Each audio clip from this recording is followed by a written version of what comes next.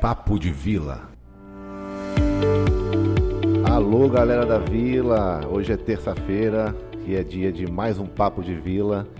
Hoje, essa frase que vocês costumam ouvir na voz de Hecton, eu estou aqui fazendo essa função, estreando nessa função, ajudando aqui o meu parceiro Hecton nesse encontro maravilhoso que a gente tem hoje com duas pessoas incríveis da educação infantil, Sandra Catá, Rita Amado. E deixa eu passar agora a bola aqui para o meu parceiro Hecton para ele continuar nessa apresentação. Meninas, boa tarde. Gente, vocês sabem que a Vila Aprendiz é isso, a gente quebra padrão aqui, não tem isso não. Nós estamos dividindo a apresentação e a gente combinou, né, Milton? Daqui para frente, um levanta a bola, o outro saca. Meninas, mais uma vez bem-vindas, Ritinha e Sandra. Obrigada, Sejam sempre muito um prazer. bem-vindas. E vamos passar para o tema, Milton? Vamos Olha, nessa. O tema de hoje é início da vida escolar, a importância e desafios na entrada na escola. É um tema maravilhoso, é um tema que vai ajudar bastante aos pais, né, e também aquelas pessoas que têm já o seu filho, já nasceu, está começando a pensar em qual escola vai colocar, qual é o momento para que isso aconteça. Então eu vou lançar aqui a primeira pergunta para as duas, que é assim: existe uma idade, um momento certo para colocar a criança na escola? Então, não há uma idade exata, né? Mas há uma idade de previsão, que a gente considera os 2 anos de idade, a idade máxima de aguardo para entrar na escola. Não é a idade única nem ideal, porque a gente recebe as crianças a partir de 1 aninho. Mas a idade máxima de espera, hoje, na atualidade, nós consideramos os 2 anos. Tia Rita pode falar muito melhor sobre isso, que é uma fase bem interessante. Ela pode desenvolver um pouquinho sobre isso para vocês. Pois é, por que 2 anos, né? Porque os 2 anos, ele faz alguns marcos, né? Então, assim, a gente tem os marcos da linguagem, da motricidade, e aí, se a gente deixa muito isso passar, isso vai ficando mais difícil para a criança, né? A criança, ela desenvolve na educação infantil essa questão da socialização. Então, a partir dessa socialização, ela vai desenvolver outras habilidades, que é de se comunicar, de se locomover, de brincar. Então, tudo isso é muito melhor e muito mais possibilitado, né, quanto mais cedo a criança entra na escola, porque fora da escola ela não tem esse nível de estimulação, né? Ela vai ter alguém dedicado a ela, mas ela não vai interagir com os pares, né? E quando a gente olha para a escola, essa convivência com os pares que é salutar. Ô Milton, eu vou pegar exatamente esse pensamento de Rita e colocar para você sobre educação física.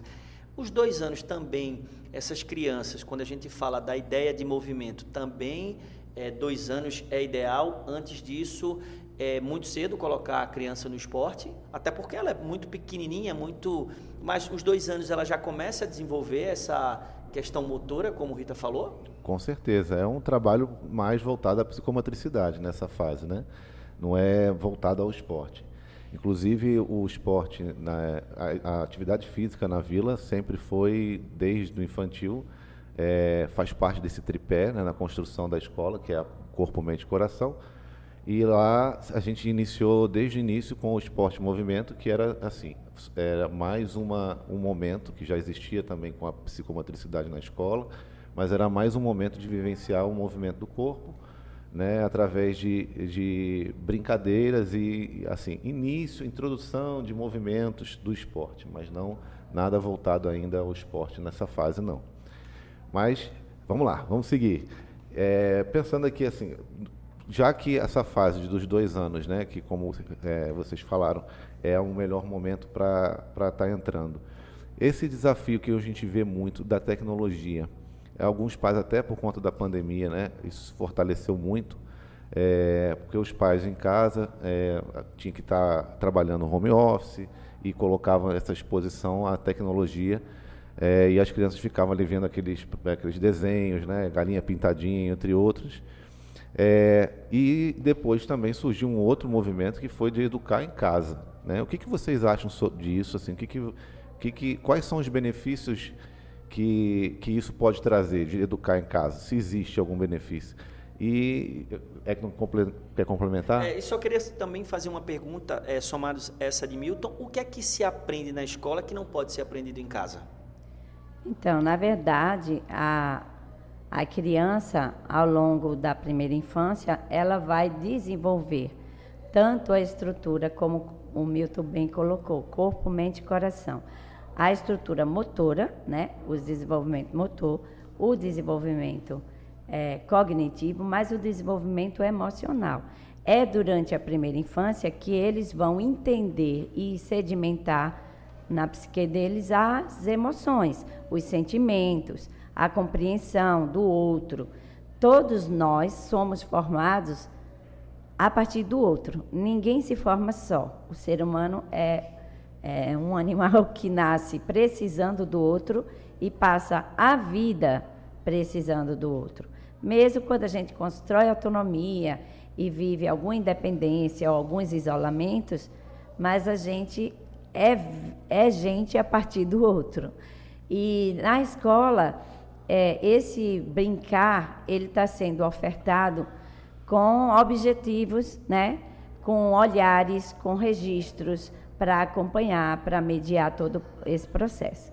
Eu sempre disse aos pais, veja, a idade máxima que a gente acha que pode esperar para ir para a escola é os 2 anos. Porque aí o egocentrismo vai sedimentar, é como se ele fosse enrijecer, né? Ali. E aí a gente precisa da oferta do outro com mais possibilidades. Se não fosse a interação e a integração social não fosse importante, então o homeschool tinha já feito festa nesse mercado, né? E há muita lesão, porque ele vai ver o mundo a partir só de um pai e de uma mãe. Um prisma só, né, isso. Sandra? Quer dizer, eu só tenho aquilo isso ali é perigoso, mundo, né? Como as próprias escolas antigas, né? As escolas que eu estudei e que a Rita e talvez uns de vocês, os também, nossos filhos Pegamos também de ainda novo, pegaram. É uma escola ainda enrijecida, né? Porque o sistema quer assim. Mas a gente tem que mostrar às crianças todas as opções do mundo. A Disney, mais o entorno da nossa casa, né? Não adianta a gente mostrar só um mundo distante. Eles têm que identificar primeiro quem ele é, aonde ele mora, de que comunidade ele faz parte, para que ele possa se lançar ao mundo, né? Então ele precisa começar pela história dele. Como na África, né? Mia Couto, tem grandes livros de Mia Couto que ele fala, primeiro eu preciso conhecer minha aldeia para conhecer o outro, né? Então aí a primeira história é ele, a família, e depois a imersão social é a escola. Hoje a gente oferece já com 1 aninho, que é quando eles começam a dar os primeiros passos, porque a família não está em casa fazendo essa intervenção. Ela está sendo terceirizada. E para terceirizar, é mais prudente terceirizar para uma equipe do que para uma única pessoa, né? E muitas vezes sem o preparo técnico para aquilo. Então, é por isso que a gente acredita que a criança com 1 ano, 1 ano e 4, 1 ano e 2, depende muito da criança e da família, é melhor ela estar na escola, realmente, porque o seu desenvolvimento vai ser maior. E a gente trabalha com a equipe multidisciplinar, com fono e psicólogo dentro de sala de aula, alinhando junto com a equipe pedagógica o crescimento e o desenvolvimento e as ofertas que a gente pode dar a eles nesse desenvolvimento da primeira infância.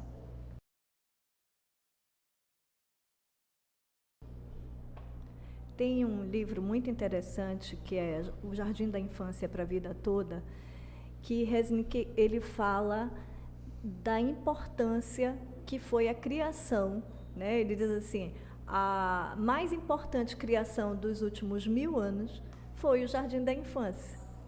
Por quê? Porque ele diz que só no Jardim da Infância, que hoje é a nossa chamada educação infantil, a gente pode desenvolver com a criança o pensamento criativo, né? E esse pensamento criativo se faz no experienciar. É a possibilidade que a criança tem dentro da escola de viver experiências, de viver trocas, de viver possibilidades de exploração de material, né, de experiências com a linguagem, com o som, né? E então, assim, isso é uma coisa que a casa não proporciona.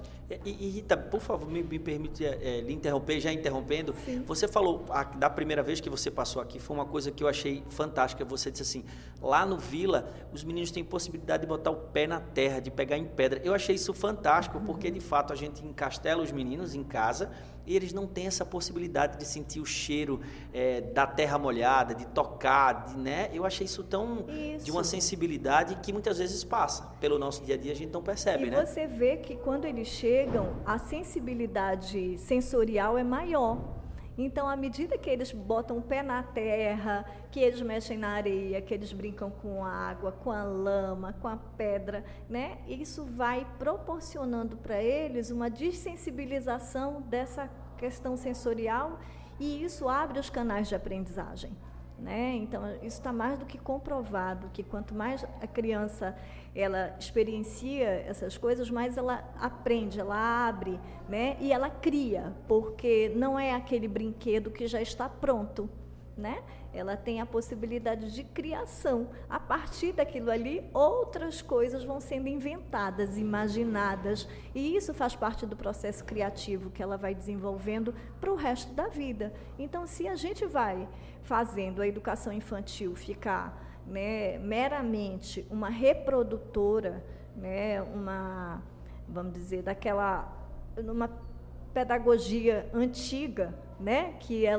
a criança tem que ficar no papel, sentado na cadeirinha e não pode mexer o corpo, não pode fazer pergunta, não pode trazer aquilo que ela sabe, né, a gente não quebra esse paradoxo que era a criança ser vista como uma folha de papel em branco, né, que as pessoas é que iam imprimir nela as aprendizagens. Não, a criança ela já vem sabendo de muita coisa e ela ensina para a gente muita coisa e a gente vai fazendo essa troca. E aí a escola infantil ela abre essa porta, né, para fazer essa experiência. E meninas, quem está escutando a gente? Tá acabando esse primeiro semestre, chegou julho, quer colocar o filho no Vila ou está voltando das férias. Eu acho que um dos desafios para os pais é a adaptação. Como é esse desafio para pai e para a equipe pedagógica sobre desafio de adaptação, seja dos pequenos, seja na entrada da escola, né? Como é que faz? Porque a gente vê, eles ficam chorando, o coração da gente fica pequenininho, porque, nossa senhora, dá vontade de pegar todos no braço, mas tem que deixar eles ali. Como é que se dá isso? Então, na educação infantil, não tem uma data limite para entrar ou sair da escola. Durante todo o semestre, pode entrar e começar o ano letivo a partir daquele momento dele. E a adaptação, no início do ano, ela é feita com todo um grupo, com conversas que antecedem, né, e orientações aos pais, mas depois vai vir 1 ou 2 crianças para se inserir num grupo que já está adaptado, ou que vai voltar de férias. De qualquer forma, mexe um pouquinho com os bebês, essa estadia em casa, né?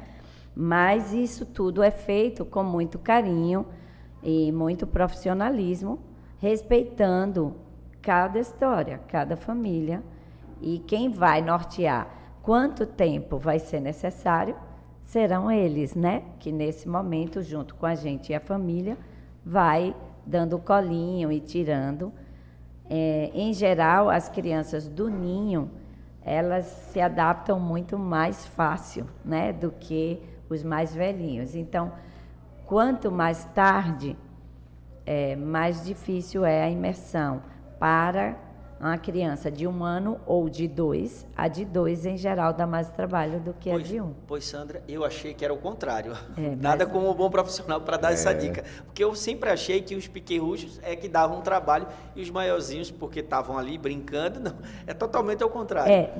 Não digo assim, com 4 ou 5 anos, que ele já tem um controle de suas emoções, já começa esse processo, aí melhora um ou outro caso que vai dar trabalho. Mas entre 1 e 2 anos, o de 2, 2,5, dá mais trabalho porque ele já sabe, já compreende, já sabe que a mãe vai embora de verdade, né?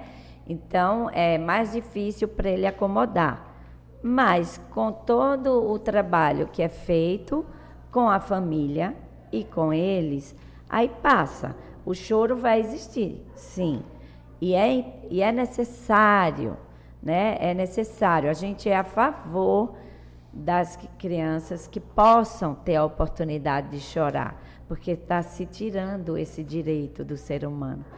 Porque chorar significa uma grande emoção, seja alegre ou triste. Nós choramos nas 2 situações, né? Nós choramos de alegria, de contentamento, e choramos de tristeza e dor. E a dor é necessária para que a gente se fortaleça diante de situações que não estão sob nosso controle. E isso se faz desde pequeno mesmo, né? É aos pouquinhos que a gente vai se fortalecendo, construindo os nossos limites. Por isso que a gente trabalha com a psicologia junto com a gente dentro de sala, né?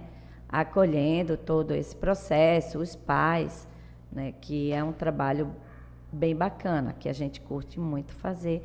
A gente entende a dor do outro, mas a gente precisa acolhê-lo só. Precisa Né? vivenciar as dores também, Precisa, né, Sandra? sim, com certeza. Que o Precisa confiar, né? Confiar. Quando você faz uma escolha da escola do seu filho, você tem que estar seguro da escolha que você está fazendo, para você ter a certeza que você vai entregar e o seu filho vai ser bem cuidado. Exatamente. Né? Então, se você entrega naquela dúvida, puxa para lá, puxa para cá, a criança ela vai sentindo mais essa insegurança e vai desestabilizando muito mais fácil.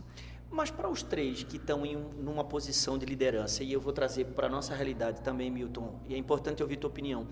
Mas, Rita, essa ideia do choro, muitas vezes a gente liga ao sofrimento, né? Sandra trouxe uma coisa Sim. importante que é a emoção também. A gente esquece disso, a gente quando vê o choro só liga a algo muito negativo.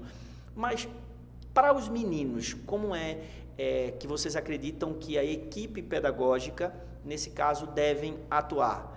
Porque o pai está sofrendo, ele também está sofrendo. E como nós, assim, vocês que estão na liderança, poderiam, nós, professores que estamos recebendo esse aluno em sala, como é que a gente poderia ajudar também nessa adaptação? Começa contigo, Milton, que são os maiores, depois as meninas concluem.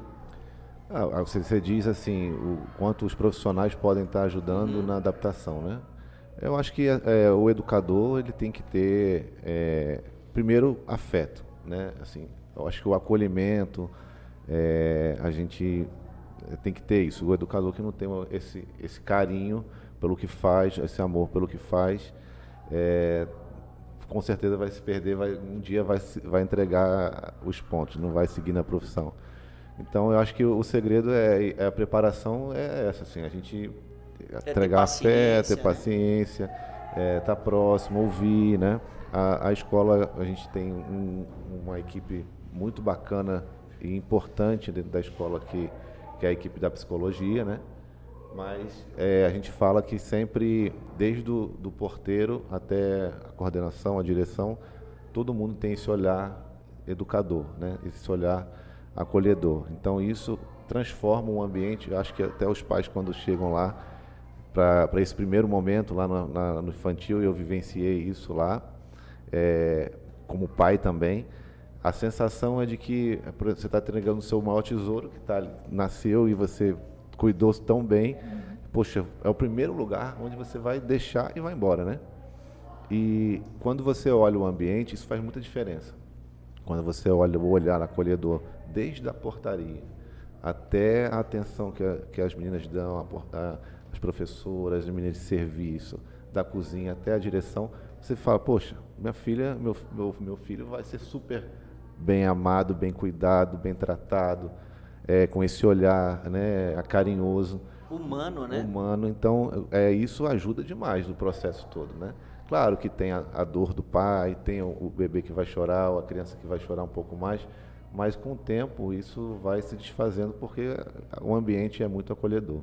E a criança vai fazendo essa passagem de vinculação, né, para a pessoa de referência que é a professora. Mas na época da adaptação, a gente tem os pais dentro da escola que acompanham, né?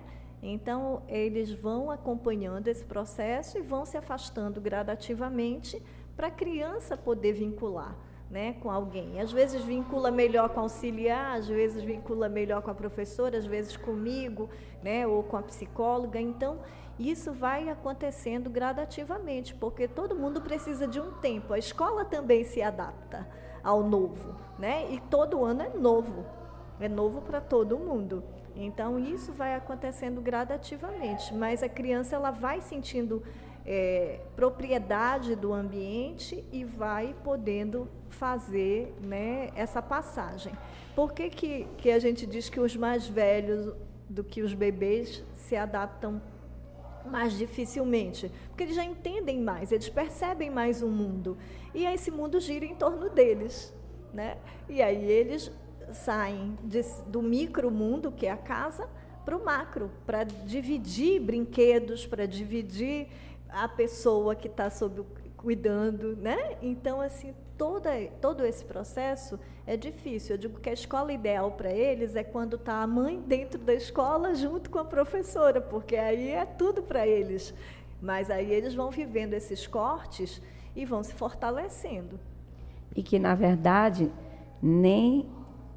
talvez essa mãe dentro da escola nem seja o melhor para ele. É o melhor no conforto que ele sente inicial, mas vai impedir muita coisa dele por causa dos nossos medos. É o melhor ideal, né? Então seria mais ou menos isso, assim, tirar ele dessa zona de conforto.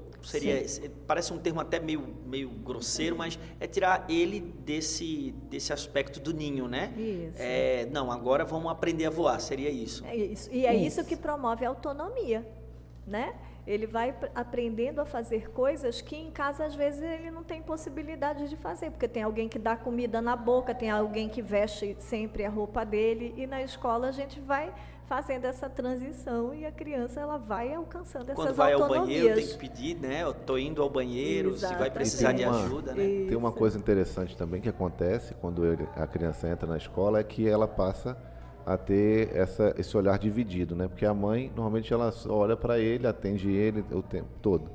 Mas quando tem lá mais 5, 6 crianças na sala, ela divide essa atenção a todos.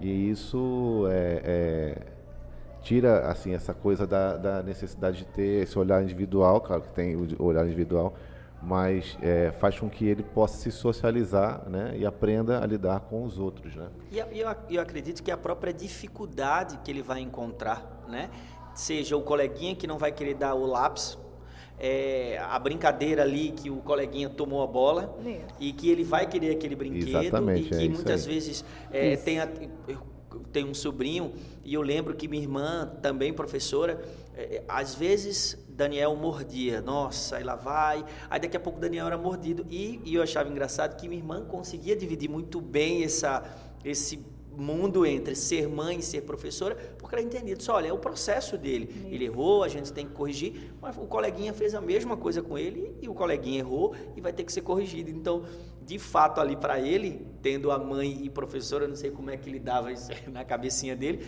mas que era uma situação que ele teria que se virar, muitas vezes tinha que se virar, né? Isso, às vezes na escola, eles estão bem, atende bem, domina bem toda aquela dinâmica da rotina, mas quando a mãe chega, ele ousa com atividades e desafios que normalmente ele não faz e já sabe que não pode. Mas é meio assim, minha mãe está aqui, ninguém vai brigar comigo, né? Então, isso é um processo de construção individual e que vai depender da forma de como ele vem na família, no meio dele, né? E ao longo disso, ele vai construindo com a interação. A vila, a marca, é mais ou menos aquilo que a gente se propôs este ano com as camisetas, né? Amor, acolhimento, Escuta, empatia, né? E escuta, né? Então, é desenvolver esse plano na equipe inteira, com a equipe, com os pais e com as crianças. Então, a busca é disso. E realmente não tem riqueza maior para uma criança de aprender brincando dentro do significado de mundo deles, né?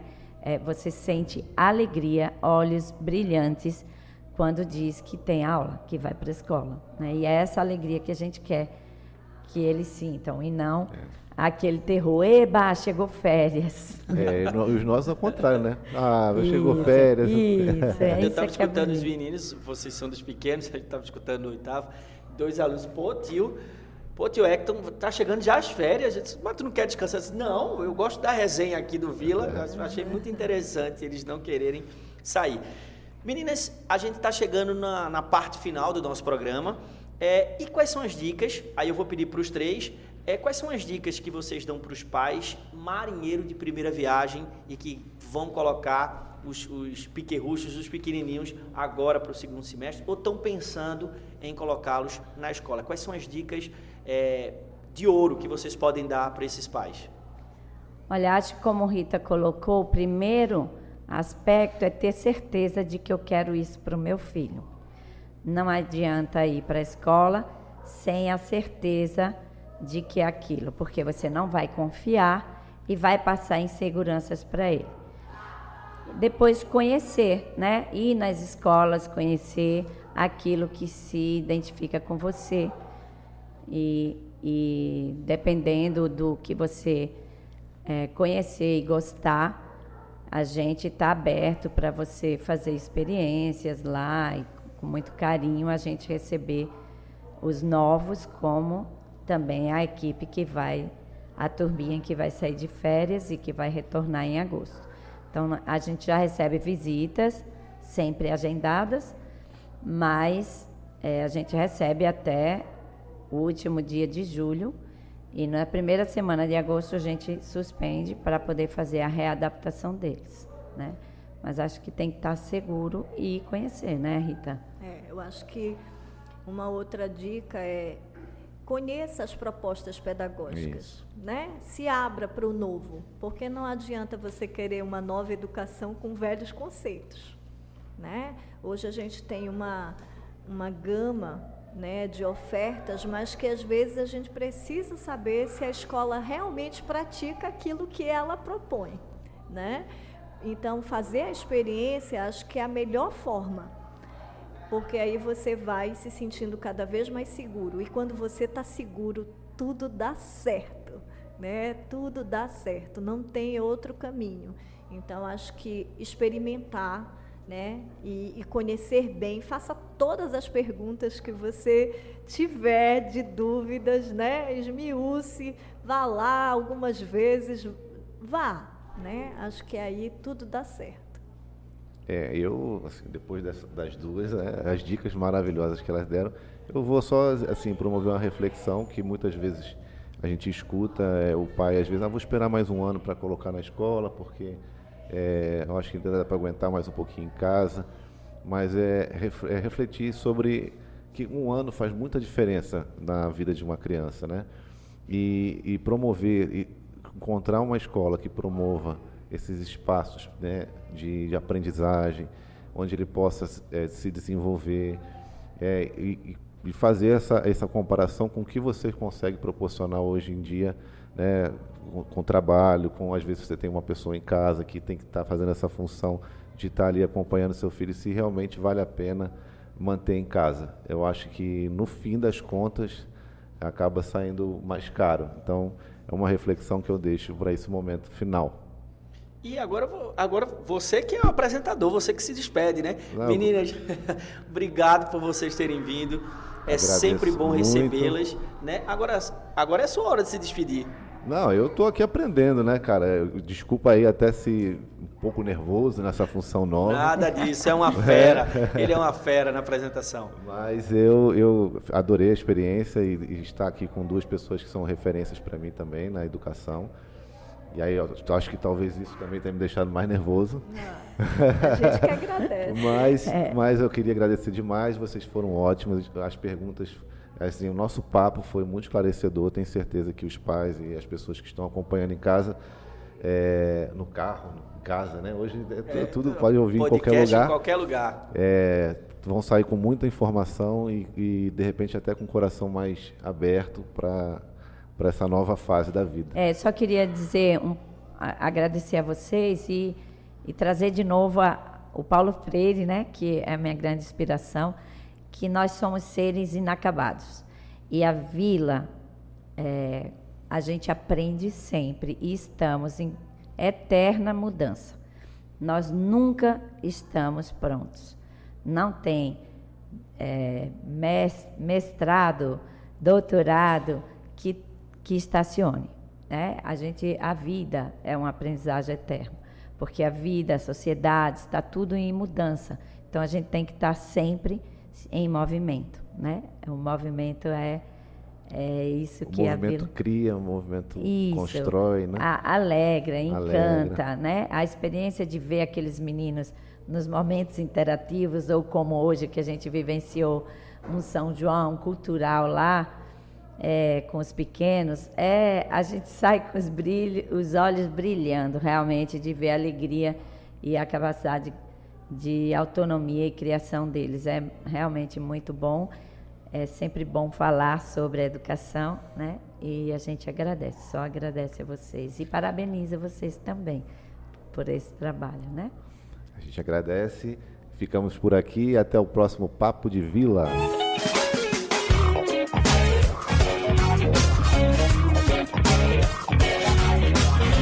Papo de Vila.